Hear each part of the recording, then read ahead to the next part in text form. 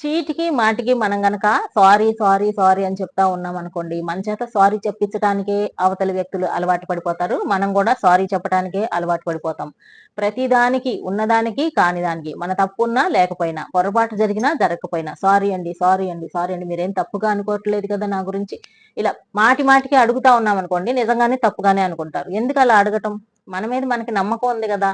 మనం ఆత్మవిశ్వాసంతో ముందుకెళ్తా ఉన్నప్పుడు ఎవరిని గూడా మాటి మాటికి క్షమాపణలు అడగాల్సిన అవసరం లేదు. ఎందుకంటే మనం చెయ్యరాని తప్పు ఏదైనా చేసినప్పుడు ఖచ్చితంగా క్షమాపణ అడగడంలో తప్పు లేదు గానీ, అనవసరంగా చీటికి మాటికి ఆ క్షమించండి అనే పదం ఊత పదంగా పెట్టుకొని ప్రతిదానికి క్షమించండి, క్షమించండి, క్షమించండి అని అనుకుంటా వెళ్ళామనుకోండి, అవతల వ్యక్తులకి మన మీద ఉన్న గౌరవం అనేది తగ్గిపోతూ ఉంటుంది. వీళ్ళు చిన్న చిన్న పొరపాట్లు చేస్తా ఉంటారు కాబోలు, అందుకని అన్నిటికి క్షమాపణలు అడుగుతా ఉంటారని ఒక్కొక్కసారి ఏం జరుగుతుందంటే, మనం చెయ్యని పొరపాటును గూడా మనం నెత్తి మీద వేసే అవకాశాలు కూడా ఉంటాయి. అందుకనే ఎక్కువగా సారీ చెప్పేవాళ్ళు ఒకసారి ఆలోచించుకొని, పొరపాట్లేమీ లేనప్పుడు సారీలు చెప్పాల్సిన అవసరం లేదు.